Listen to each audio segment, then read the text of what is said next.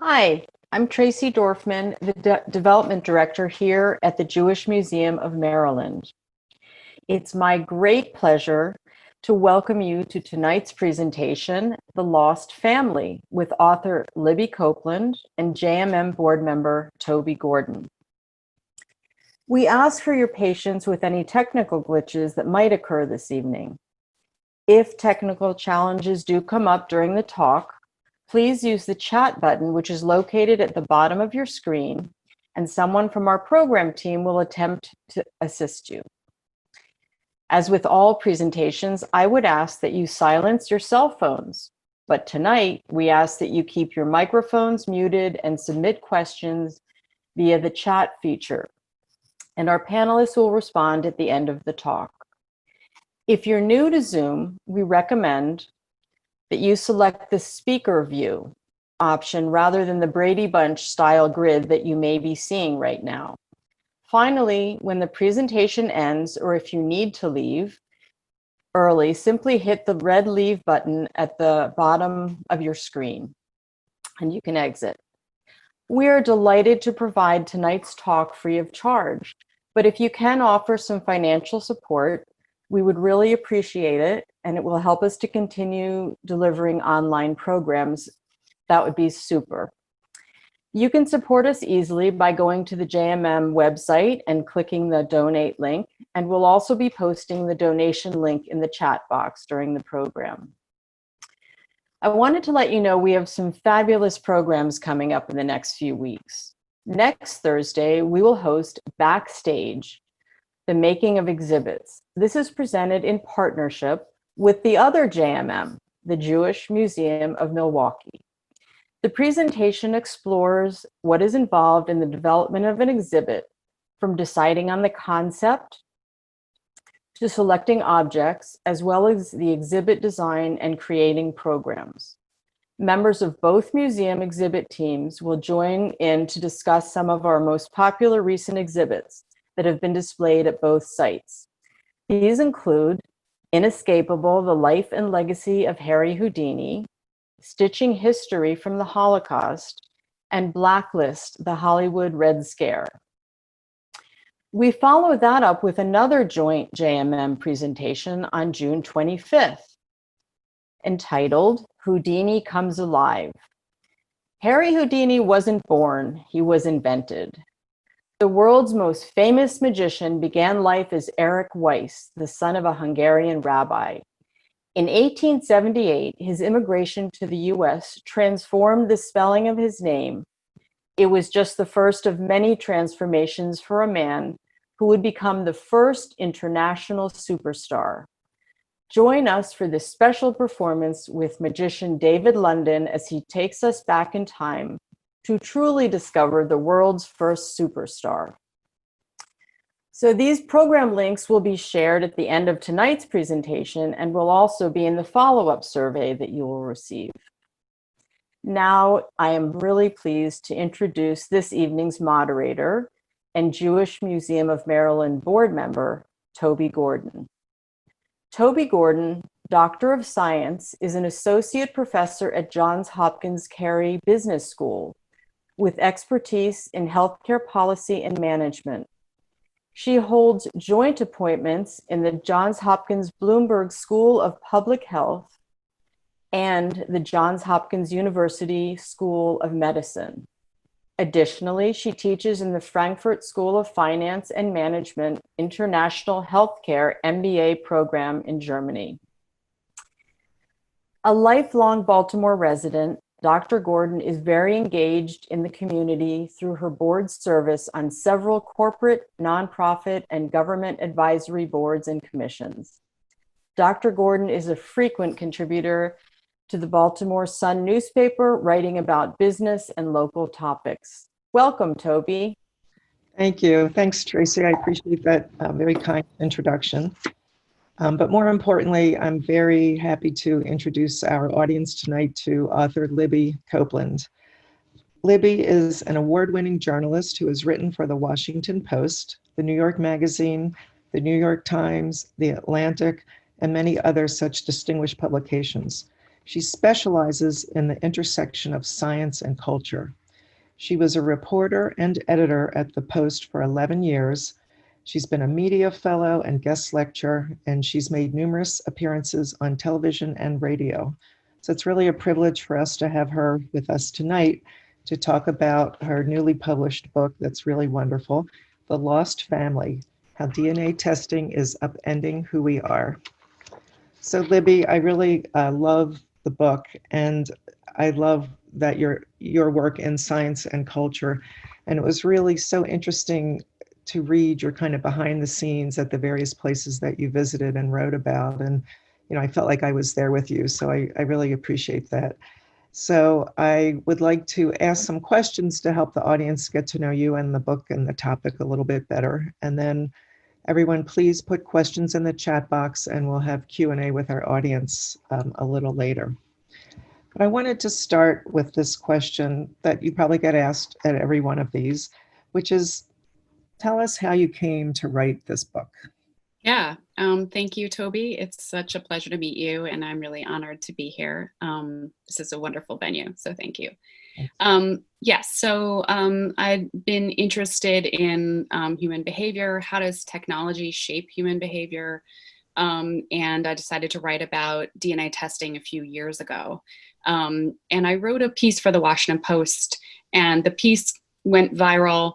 And what happened in the wake of this piece running was that I started to get literally hundreds of emails from people who had experienced the way that DNA testing can transform your life, can transform your family, can change your identity, can enact changes that actually live with you for the rest of your life. It's profound.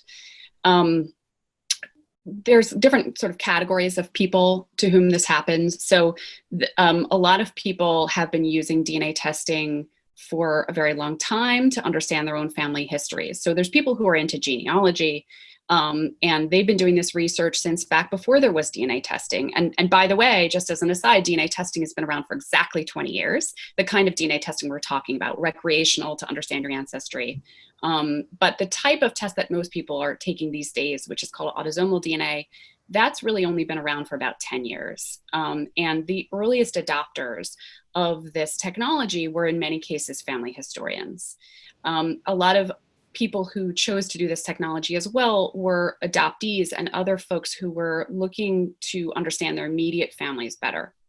So the emails that I was getting were from early adopters of this technology who wanted to say, this technology changed me. Either I was able to find my birth parents after decades of searching, being unable to get access to my original birth certificate, and this changed it for me, and I found half siblings. There were folks who were donor conceived who were able to uncover their identity of their donor fathers and their half siblings. There were people who didn't know they were adopted or didn't know they were donor conceived who discovered in this way. And there's a large category of people, the most sort of large category of DNA surprise, which is called an NPE, which stands for non-paternity event. And so you have people going in saying, I don't know the identity of my genetic father, let me look for him. And you have a large number of people going in thinking they know the identity of their genetic father and then discovering that they don't. And a sort of another category of people are those who uncover, as the protagonist of my book did, that they don't know their genetic ancestry for really interesting reasons, sometimes for profound and really painful historical reasons. So I'm getting these emails. It's like 400 emails in the first few weeks or month after the story runs in the Washington Post, and I'm like completely underwater trying to read them and respond. And these stories were incredibly moving for a variety of reasons, like, people's lives upended, reunions, rifts, rejections. And I started talking to people on the phone, and I started becoming really moved by their stories. And I thought, this is not just one story or two stories or three stories or 100 stories or 1,000 stories. This is probably at this point millions of stories in America alone. And this is a seismic change, right? That we are without quite intending to, enacting on our culture, on families, and on individuals. And it really needs to be looked at. So that's what I've attempted to do in The Lost Family. In my opinion, you certainly have set the stage for a very broad sort of societal and cultural view. But at the same time, you were able to personalize it. So let's talk about the story that you led in with, Alice Collins Plebuch. Is that how you pronounce it? Yeah. And she really frames, your writing, because you start telling her story. So without spoiling the whole story that you tell, could you talk a little bit maybe about how her singular quest, touched you, and how that allowed you to use that as your window into the whole DNA world? Yeah. So Alice's story is extraordinary because it's so gripping and surprising, and it has a lot of twists and turns. So when I was thinking about the structure of the book, I decided that I would use her narrative as sort of the through thread to kind of pull you through the story, and then tell many other stories along the way. And so she's sort of the central narrative, and she's fascinating. She tested in 2012, really at the dawn of the autosomal DNA testing that we've been talking about. And she did it just for fun. She was interested in family history. She was looking to find out more. She never could have anticipated the impact that it would have on her life. What happened was that she had been expecting to get an ethnicity pie chart that indicated that she was almost entirely Irish American. And instead, she gets this pie chart that's split down the middle. Half is Irish, British Isles, what she expects, and the other half is Ashkenazi Jewish. And she doesn't know how this could be. She at first thinks, well, Ancestry DNA, which is the company that she tested through, they just don't know what they're doing. And she writes them an email to tell them they don't know what they're doing. They did know what they were doing. And it turned out she didn't know her family history and could not have, and nobody did. And what's interesting about her story is that she has to go through and figure out which of many, many theories explained this. And so she goes through the possibility that she's adopted. She investigates that. She investigates the possibility that she is the product of a non-paternity event, right? That the man she knew as her dad is not genetically related to her. She investigates the possibility that her ancestors maybe had hidden from them, or hid along the way in the process of immigrating to the United States, their own genetic identity, or their cultural and ethnic background. It's none of those things. It's kind of unbelievable. And so you follow her on her twists and turns. And along the way, what I've tried to do in The Lost Family is show you what it looks like when the other scenarios do come true. What does it look like when you are the product of a non-paternity event? What does it look like for the father who discovers he has a genetic child that he conceived decades earlier and didn't know perhaps about? What is it like for a sperm donor father who learns that he has 22 genetic children in addition to the 2 that he raised, and that some of them want relationships? What is it like for the woman who didn't know she was adopted and tries to make overtures with both sides of the family, and the half siblings whose understanding of their own parents is really kind of shattered by the revelation that she exists? Yeah. And there are, situations in which people are accepted, and those are really moving and hopeful and beautiful. And there are situations where they are completely shut out. And I wanted to explore all of that because this technology, like many technologies, is complicated. It's a lot of gray. It's not good, bad. It's not binary. And it plays out really differently in different people's lives. Yeah.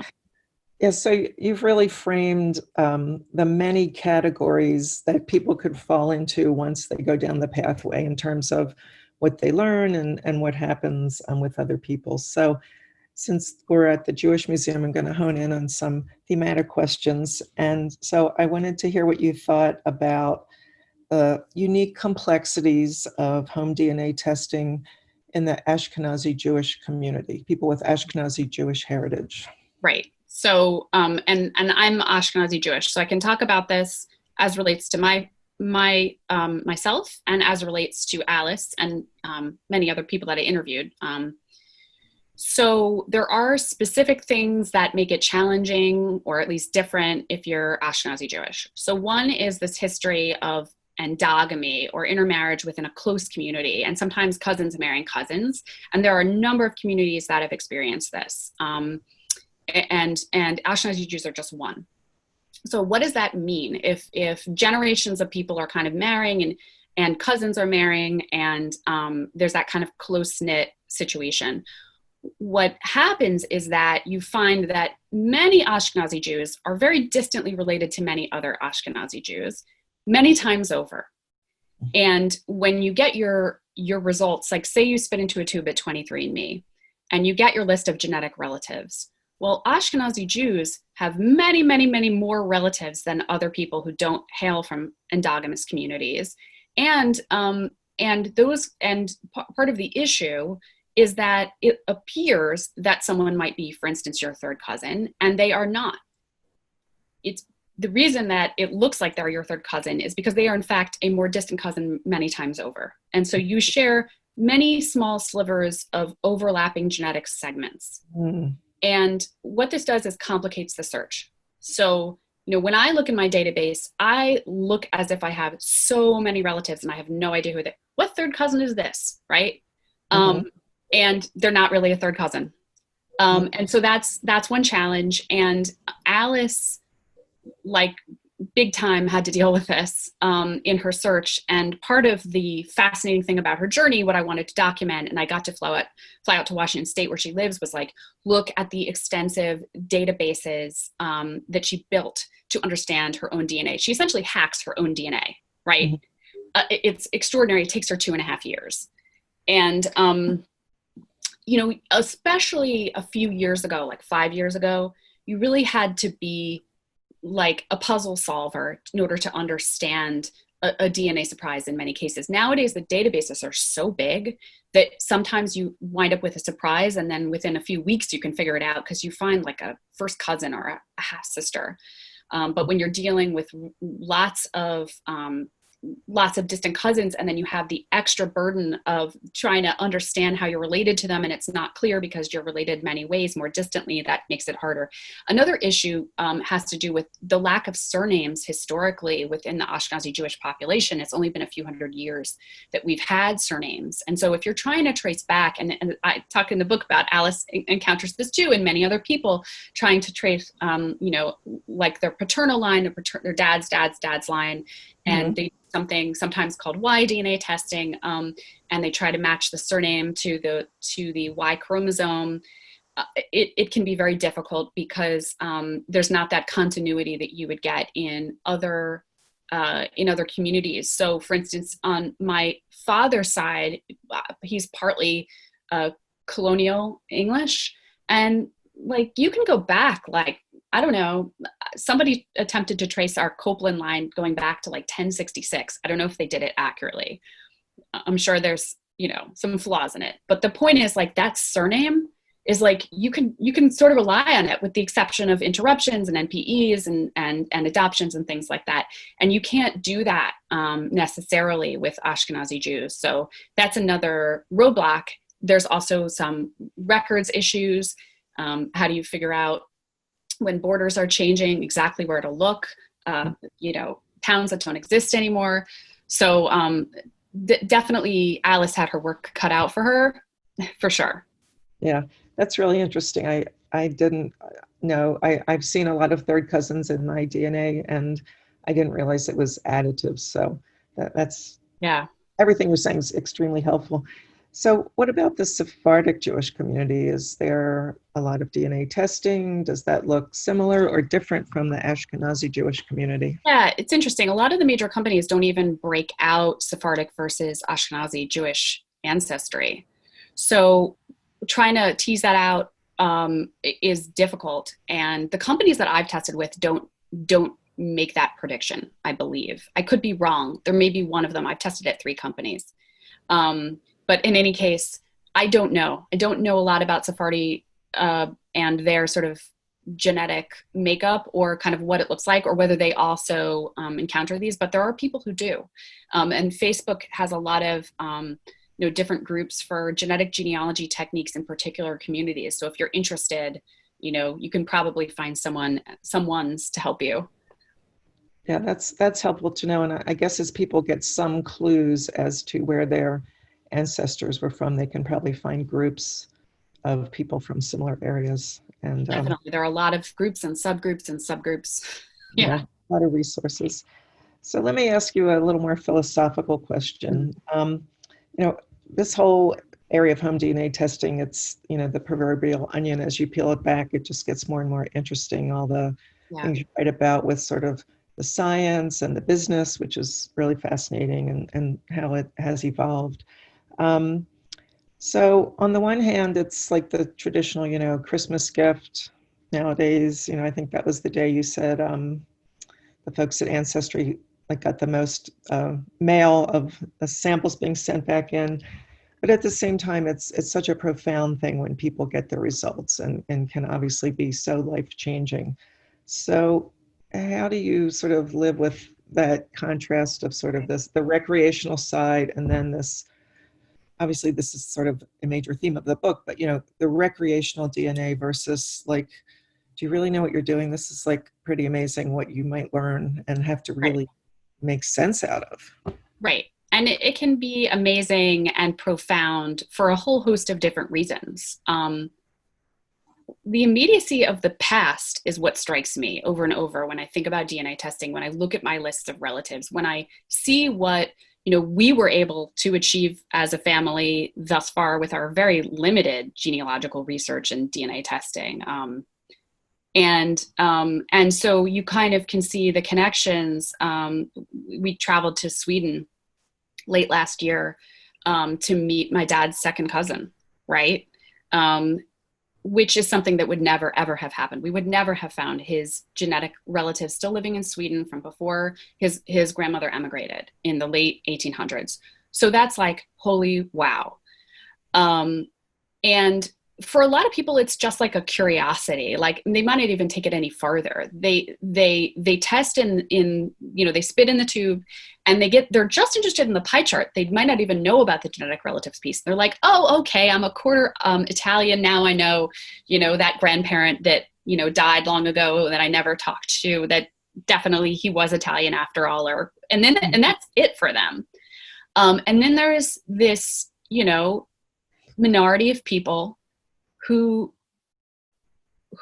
did not expect something surprising and got it anyway.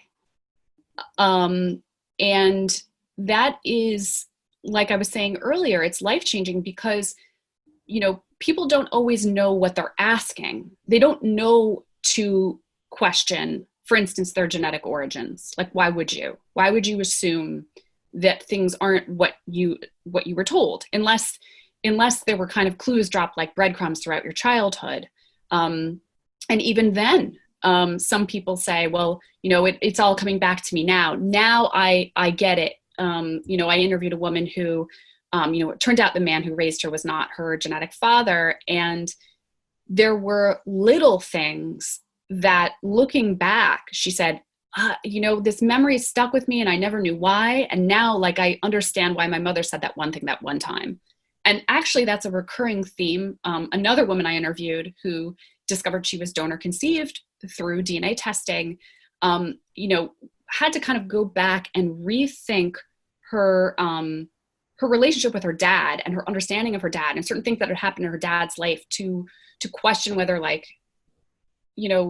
whether this affected him, whether he knew that he wasn't her genetic father, which is, anyway, it's interesting. So there's a question of what question are we asking when we spit into a vial? So there's a woman that I interviewed who is a geneticist, and she writes about DNA testing, recreational DNA testing, among other things. She is one of the folks who discovered she was donor conceived through spitting into a vial. And less than a year before discovering this, she had written an article about DNA testing surprises. It was for her blog, and it was like, hey, everyone, know that this can happen to you, just letting you know. So she could not have been more aware, right? We all read, when you test, there's a little like kind of a caveat that says like, by the way, you might discover unexpected relatives. Well, she knew it not only because of the warning, but because she had written about it. And even she could not have anticipated this. So what you have is this moment, and leaving to the side the question of whether it's good for people to know for the moment, because that is a whole topic in and of itself. And the majority of people who discover something profound about their own origins will say, ultimately, they are glad to know. But putting that to the side for a moment, there's this question of whether you could possibly expect to be engaging in the questions that you're asking. And nobody, few people, unless they set out with a question, few people, sort of say, well, I'm going to spend $99 to find out something like really unexpected about the identity of my parents. It's just not how we work. It's recreational testing. It's given as a gift. It goes on sale for $59, and you don't think twice about it. So there's a kind of a mismatch between the investment, which is the cost, right? And not just the cost, but it's quick and it's easy and comes back to you within a few weeks, right? So it's not, you don't even have to give blood. You're just giving spit. You only have to spit 10 times. It's not that bad, right? And a mismatch between the cost and, for some people, sort of the seismic size of the outcome. And so that mismatch, that kind of contrast, that hugeness is what fascinated me, that we could be changing our families and our understandings of ourselves without even quite realizing what we were getting into. Yeah. Did you learn about people either in the testing industry or in the science world or the medical world that saw this coming a while ago? But yeah, I did. Yeah, I mean, Family Tree DNA, which is the oldest DNA testing company, it was founded exactly 20 years ago. It sent out its first test kits in April of 2000. So, right. The founder, Bennett Greenspan, told me that when he was doing proof of concept testing, so he was like testing out the kit and trying to figure out if it worked, back in the day, so 99, even before they released it, he found a DNA surprise in that cohort, a very small cohort. I think it was 24 men. So Wow. Not to say that he would have necessarily known the size of it, right? But they certainly know it, and they certainly have been getting calls to their customer service lines from people saying, why is it saying I have a half sister? I don't have a half sister, for a long time, to the point where now they have like escalated call lines for people with more sensitive inquiries. Ancestry DNA just unveiled a special page for this. 23andMe unveiled one last year, what to do if you find unexpected relatives. Here are some resources. You might want to seek mental health counseling. You might want to go to a support group. Here's an organization that exists, right? Everything's very just nascent and just coming into being, but this is the future, I think. Yeah. So when you talk about that and sort of the need for societal responses keeps growing as more and more people get tested. So I think the number I've heard is maybe 30 million Americans have done home DNA tests. And I've heard through sort of scientific and medical circles that it's not too far off where maybe 60% of people of European descent will have their DNA information in a registry, which quickly can connect you to their families. So do you think about this as being sort of, where's the tipping point and what happens when we hit it? Yeah. So there was a study done a few years ago that found that if you had, I think it was 1.28 million people in a database, that you could divine the identity of 60% of the European American population in the US. So that's 1.28 million. Okay, we're at 30 million. So, most likely I would think 90%, 99%, are, potentially identifiable. Now, identifiable in what way? Well, you have to be genetically related to someone, right? You have to be, so I'm a child, I'm looking for my genetic father. Like I would need to do some work. I would need to spit into a vial. I would need to figure out my relatives. Let's say my father never tested. I can still figure out his identity. I can't figure out anyone's identity. I can figure out a close genetic relative, a cousin, or his, potentially. Yeah. How? You do it by looking for those relatives and then figuring out their family trees going way back, and looking for common ancestors, and then doing something that the genetic genealogist C.C. Moore calls reverse genealogy. So you do that, you come back down in time. And for this, the wealth of information on social media and the internet is like amazing, right? So first you use genealogical archives at Ancestry to build back in time, or Family Search, or newspapers.com. You look for obits, you build the family trees up, then you use social media and the internet to build down, and you look for the descendant who, or it could be a set of brothers, or maybe there's only one descendant whose DNA could potentially fit, and that man is your father. So what does that mean? It means that 30 million people are tested, but many, many, many, many, many more people are implicated. Right. And yeah, I mean, it's something else. It's profound.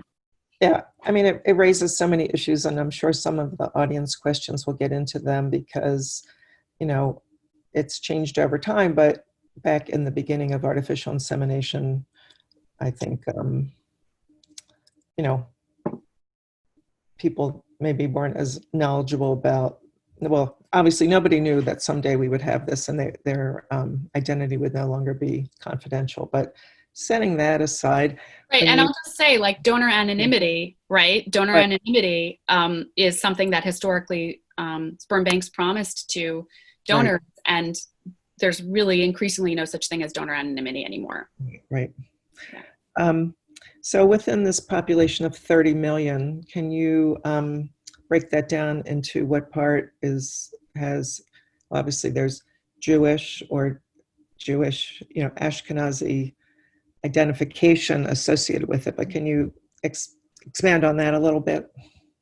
Like how many people, or like are Jews proportionally or disproportionately represented? Like, do Jews get tested more than other people or not? And you know, I don't know the answer to that. I do know that DNA testing tends to skew towards certain populations, so towards white population, or, you know, European American descent, towards wealthier, towards older.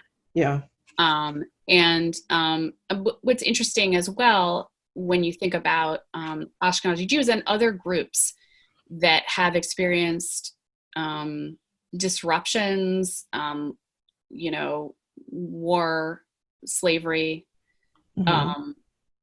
loss of records, is the potential for this technology to help make connections. So I've heard stories from people, you know, who say, well, we thought that all those people and that whole branch of the family was gone in the Holocaust, and they're not. And we were able to make connections in, you know, an elderly generation, like mind-blowing. African-American population has used DNA testing and genetic genealogy to get around the fact that there's this, you know, profound lack of records. And so people can understand where they came from. And I talk about those stories in the book because I think it's important to understand that the immediacy of the results that you get from DNA testing cut both ways, right? It's not just, you might get a surprise that, you know, you weren't expecting and may be welcome and may not be welcome. It's also just this immediacy of the past and this ability to, I mean, genealogists, like, you know, they'll talk about the brick walls that they had back in the day.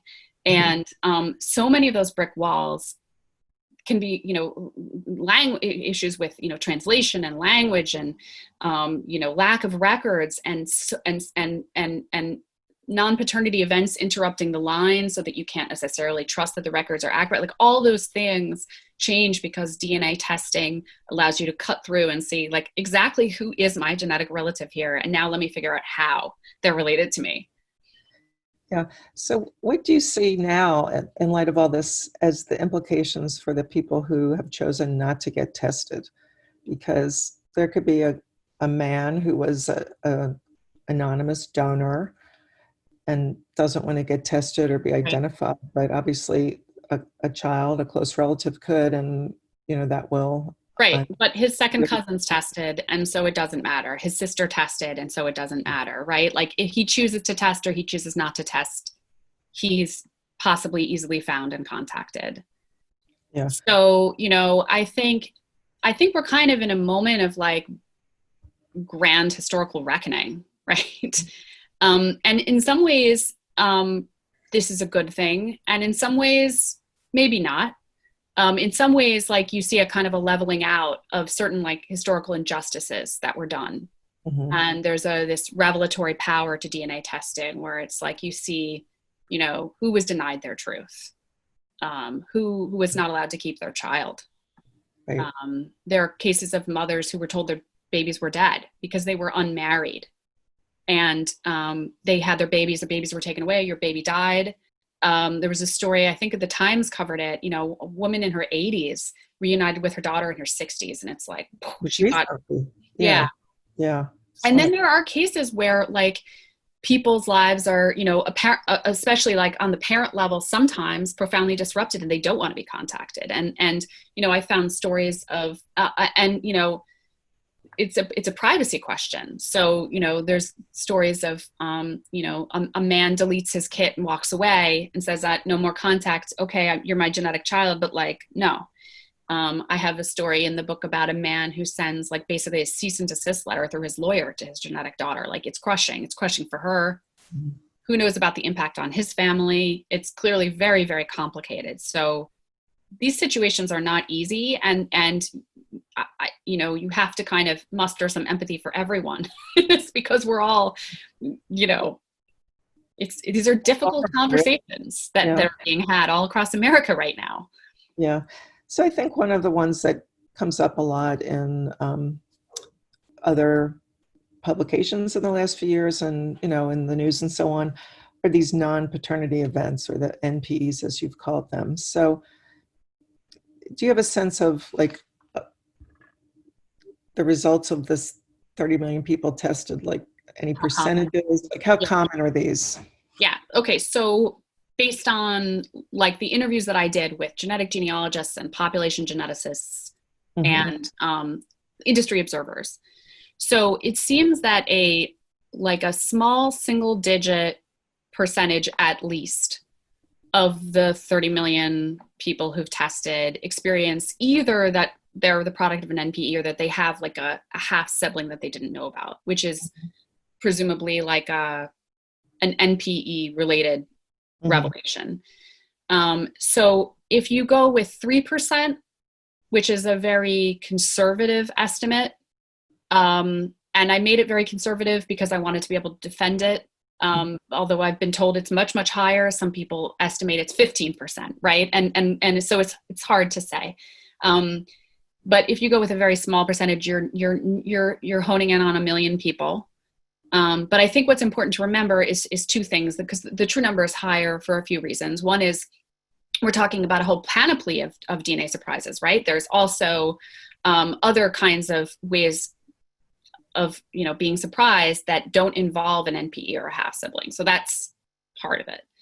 And the other part is like a single revelation has the power to affect 2 or 3 families.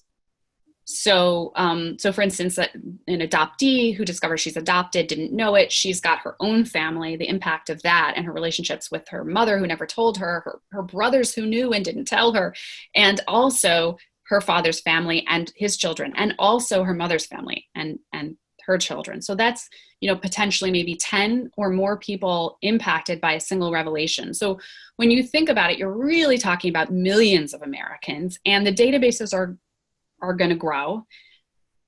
So this is a question for the future, really. And I think the early adopters of this technology, the people who've tested in the last 10 years, have a lot to teach us, because this is not going to go away and more people are going to experience this. So we're going to be like looking to these people who've kind of like journeyed to the future already to give us their wisdom. We need to listen to them. We need to understand what they're going through, and hopefully their wisdom can make it easier for the people who are coming now. Yeah. I think this is I could talk to you all night, obviously, but maybe this would be a good time to get the audience questions. It's just, we have a lot to talk about after this, just how as a society, this is, as you said, you don't have to get tested for someone to find that connection to you Right. through newspapers and things like that. So I'm going to look in the chat box at the questions, and I'll ask the audience to please put your questions in there, and I will do my best to ask them. So here we go. Okay. Which companies do you think are best for testing Jewish DNA? This person used family tree DNA and was told they had the best Jewish database, and had some really good experiences. But do you have a feel for? Yeah. So I was doing a talk recently with Jennifer Mendelson, who is a Jewish genealogist who specializes in working with people and helping them figure out their ancestry and their families. Mhm. And she said ancestry. Now, part of that is that ancestry is the biggest database. So you're likeliest to find people. Yes, family tree DNA, I've heard as well, has maybe a larger cohort of Jewish people as a kind of a percentage, possibly. I've heard. I don't know. I haven't asked the company, but there's maybe 2 million people in the database at last count. So Ancestry has 16 million. 23andMe has 10. So if you're just talking about the raw numbers, you're going to find more people overall in those databases. And MyHeritage is the other player in this space, and they are sort of third in line in terms of database size. They're in the single-digit millions, more than Family Tree DNA, less than 23andMe at the last count. So that kind of gives you a sense that, you know, if you're looking for relatives, you're probably going to be looking for, you know, the biggest population in many cases. Yeah, I assume it's common that people go into multiple databases in case. Yeah.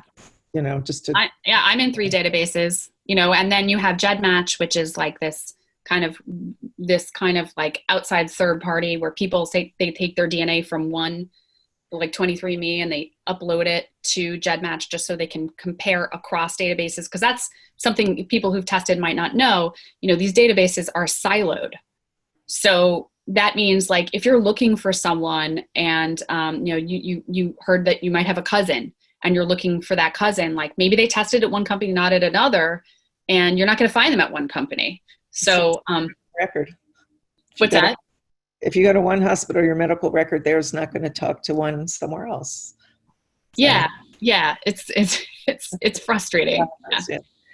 Yeah. So here's another question in the avenue I really like, which is about police solving crimes. So, you know, do you think that's okay? Do you see it being used more? Where do you see this whole forensic area going? Yeah, this is like really, really fascinating. The Golden State Killer case was solved in the spring of 2018. I had just sold my book as a proposal, and I very quickly had to realize that I was going to need to add another chapter to the book to just address this. And so I did. What's that? Just on that case, or the whole field of? The whole field. I did a whole chapter on the use of DNA to solve crimes, you know, the privacy issues, the legal issues. So it's really interesting. It's really transformative. It's been used in the last 2 years in at least over 90 cases. Most of these are old. They're like cold case homicides, cold case rapes, some serial killer cases. The police, I think, strategically have chosen the most terrible, horrific crimes because they know it's a new technology. There's always the potential for people to have privacy concerns. Some people do have great privacy concerns. And I think that has been successful for the law enforcement, because when you look at the polling across the United States, people are generally in favor of it when it is used in these very like extreme cases, right? Yeah. And so the people who I talk to who are civil libertarians, who are privacy, staunch privacy concerns, they can be frustrated sometimes, because when you look at the abstraction of like a civil liberties issue, or the abstraction of concerns about a police surveillance state weighed against arresting a guy who murdered 3 women in the 1970s, right? It's a pretty compelling case to arrest that man. And again, the defenders of this talk about it as, again, a kind of recreational DNA testing, and the power of DNA as a kind of an equalizer, right? That its revelatory power can kind of balance the imbalances, which is interesting. Yeah. It's not always the case, but I think, it's definitely been interesting to watch. Yeah. So some really interesting questions are coming in about related to the process of testing. So I'm going to ask a broad question and then the specifics, and let you, because I think you'll answer them sort of in a flow. So the general question is about what advice do you have for people who are thinking about a home DNA test? And some of the specific questions have to do with privacy. Can you keep your name, your data private? What do they do with the data, once they get it? And do they continually update it? So, yeah, those are really good questions. Yeah. So privacy. So there's some, you can sort of just choose not to see your DNA relatives and have them not see you. You can do that. Mm-hmm. You can go under your initials. You can delete your kit if you change your mind. So what are the kind of problems? What are the pitfalls? There are people who are very concerned about all that we don't know about the future of what happens to your genetic information. So what happens if it's breached, hacked? What happens if you like the privacy policy of a particular company and it gets sold 10 years down the line to another company with different privacy policy and they don't ask for your consent? Mm-hmm.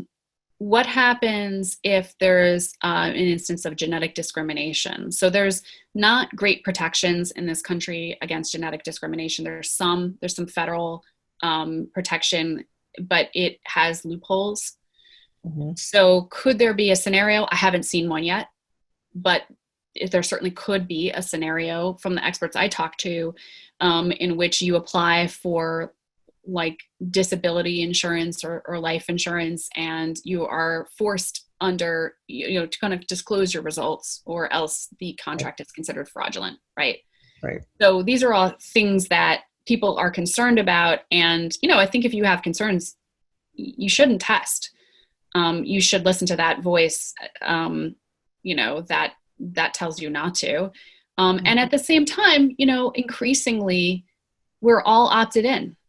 So, I used to think of this as framing like, I used to think about this question of like, what advice would you give, as kind of like framing it, like, think about it, know that you could have like a really amazing experience where you understand your family history better, and also know that you might find something unexpected and then you'll have to grapple with that. And that could go in all sorts of directions. It's a roulette wheel.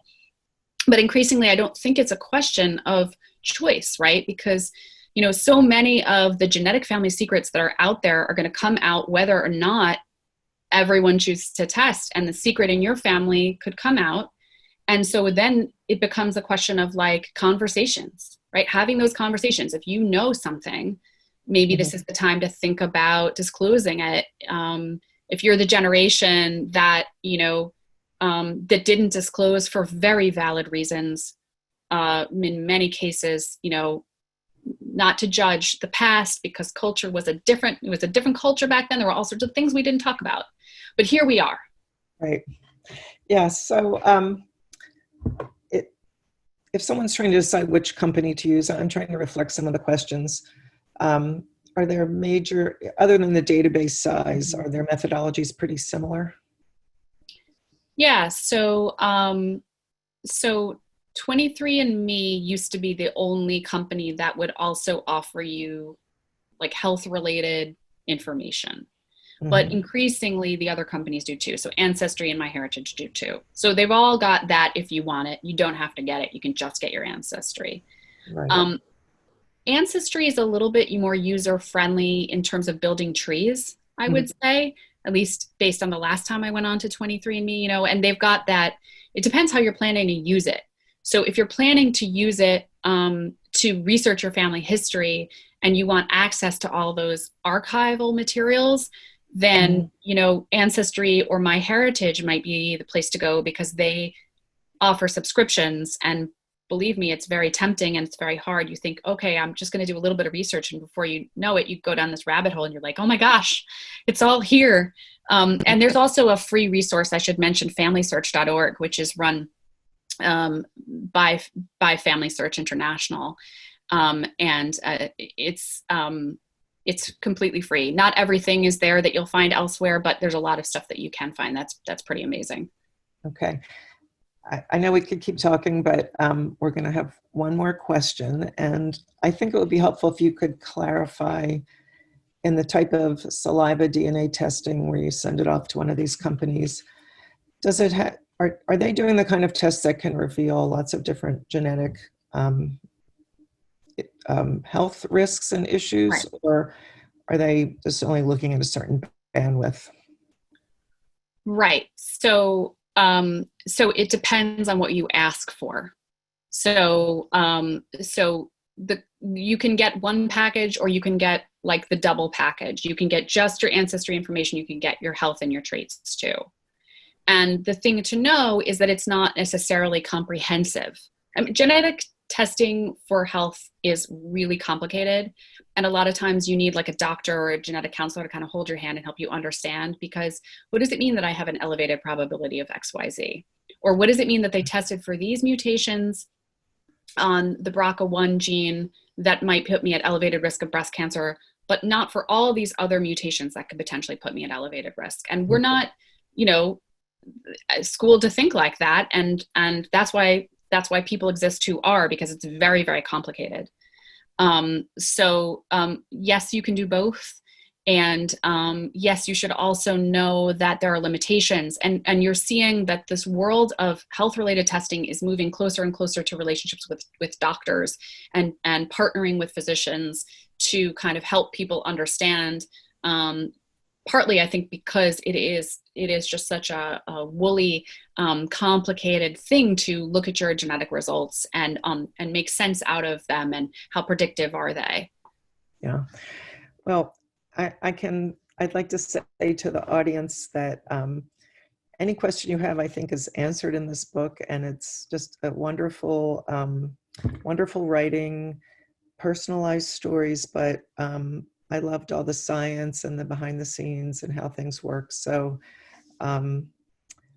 if you read the book and you want to have a quiz, I'll be happy to administer one. But I just, you know, I think if you have any interest in this field, I think you would really enjoy reading this book. And we're really fortunate to have your time, and grateful for the amount of information that you could share with us in this time frame. So thank you so much for being with us. It's been such a delight to talk to you and meet you. And I'm really grateful to the Jewish Museum of Maryland as well. This has been such a treat. Thank you. And I'll just remind everyone that we want to keep having programs like this. And we want to make sure you buy copies of this book. That's how we get to have these great authors here with us. So please support writers and artists and museums. And with that, I will say thank you. And I know we'll continue our conversation another day about all of this. So thank you so much. Thank you. Thanks, everybody. Thank you everyone for joining us. Just a reminder, those links for the things Toby just mentioned, so the book to donate to support the museum, and also a link to some of our upcoming programs are all in the chat for you. And I just wanted to take 1 second to say thank you so much to Toby and Libby for guiding us through something that is so phenomenally complicated and really breaking it down and helping us understand. So thank you so much. And we look forward to seeing everybody very soon. Thank you and stay well. Goodbye. Thank you. Bye.